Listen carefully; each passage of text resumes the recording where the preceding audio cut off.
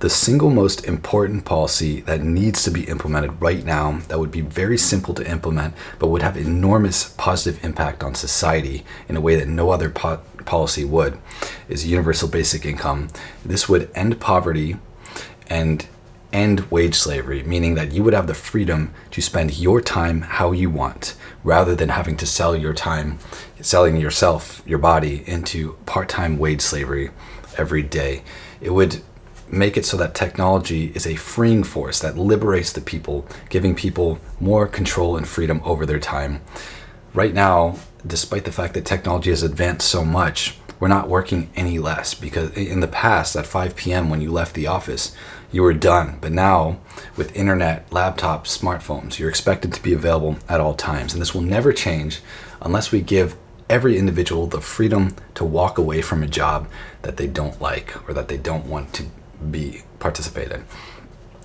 Universal basic income is basically venture capital for the people, or tenured professorship for everyone. It gives you the freedom to work on whatever you want to work on. And if you don't own your time, like, what are you? You're just a wage slave if you don't own your time. And shouldn't that at the least not be something that we strive for, to give every individual the freedom to spend their time how they wish? And a lot of people, when they first hear universal basic income, their first objection is, won't everybody just stop working? Well, no, because there are already countries where you don't have to work. In Germany, Switzerland, you could already live off welfare for the rest of your life if you wanted to. Despite that, the entire populations of those countries have not just opted out of the workforce to just live off of welfare, because for a variety of reasons. But at the end of the day, a lot of people aren't just satisfied with the bare minimum. If you're just living off basic income, you can get maybe just a very modest living, but if you want a nicer house, car, the latest laptop, smartphone, whatever it is, then you need money. And to get money, you're gonna have to work. So there will always be people incentivized to work, if only for, I don't know, to expand their status on the dating market or whatever it is. And some people also just genuinely like their jobs, so or just the process of making money. So the incentive to work will always be there with universal basic income. So basically, universal basic income, it raises the floor. It just gives people more freedom to spend their time how they want. And for example, if you want to start a business, well, right now you basically just need a big pile of cash or some way to support yourself for potentially years while you build this business, because these take a long time to build. Or if it's not a business, then some kind of just really, I don't know, some invention or some breakthrough, some scientific research, whatever. It's going to take time. And if you don't have a large number of savings, then, well, you're basically, your only option is to beg rich people to invest in your company or whatever in exchange for ownership, venture capital. But with universal basic income, you don't have to beg rich people anymore. You can spend however much time you need.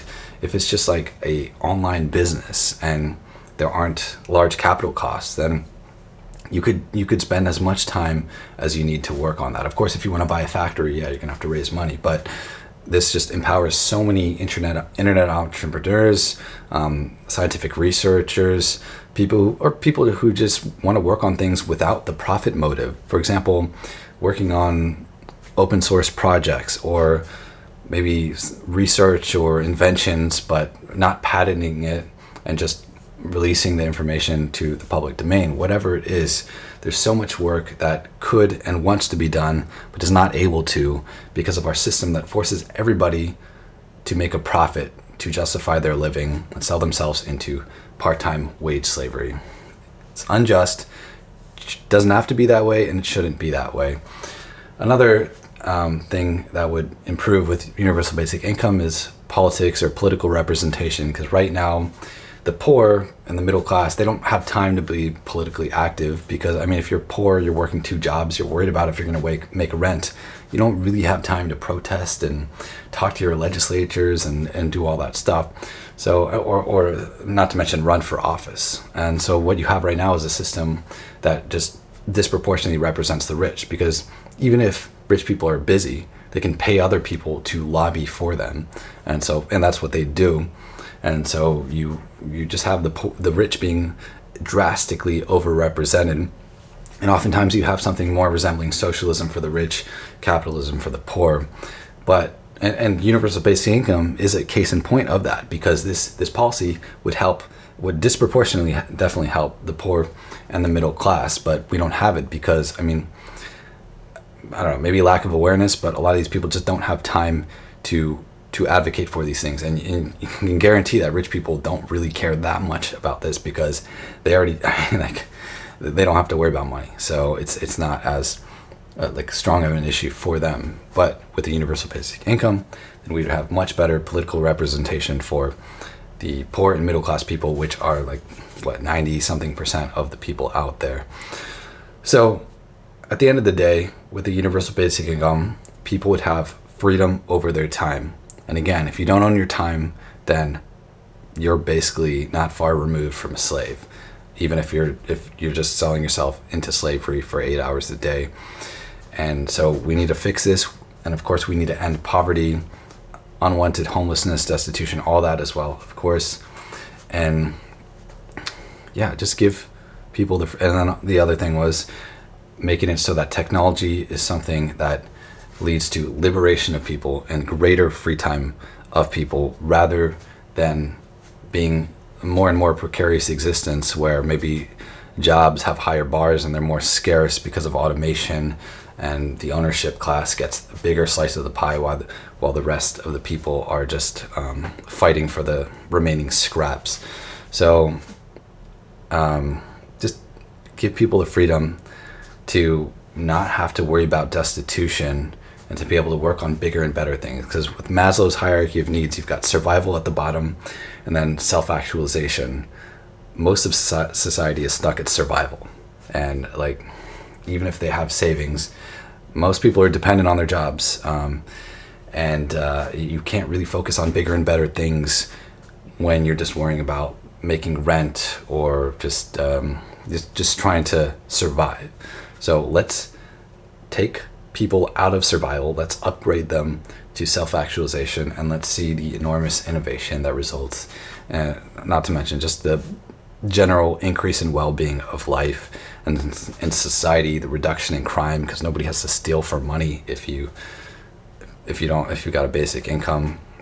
I mean, there's just so many enormous positive impact. Okay, somebody might say like, oh, well, crime will still exist. Yeah, of course, there'll always be robbers, but we can be much harsher on punishment if we have a basic income. And also, one punishment could be the removal of basic income for those who commit really heinous crimes, like violent crimes and all that sort of thing, as an additional incentive in order to create a better society. So there are just so many amazing things that could happen from a universal basic income, and it needs to be so. Tell your politicians or whatever, if you live in a country that actually has direct democracy, get basic income on a referendum up for public vote.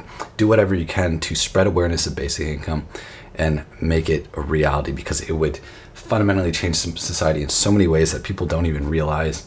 And I think something sort of like a basic income kind of already exists in a lot of these European countries that have these strong or really good welfare states, like Switzerland. And Switzerland, I think, is one of the best managed countries personally. It's not perfect, but I think that in itself is a role model. But anyways, the fact that these countries already have systems where you don't have to work for the rest of your life, yet so many people still choose to continue to work, is proof that universal basic income will work. It can work. It will work.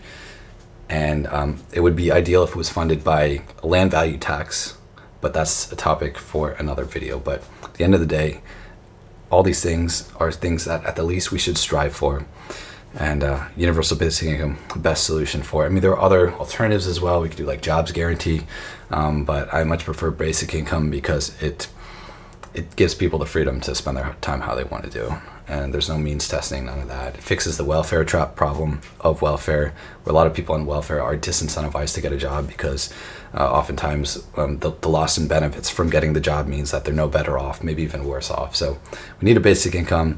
This video is too long, so I'm going to end it at that. Basic income, we need basic income. Yeah, basic income. Okay, all right, yeah.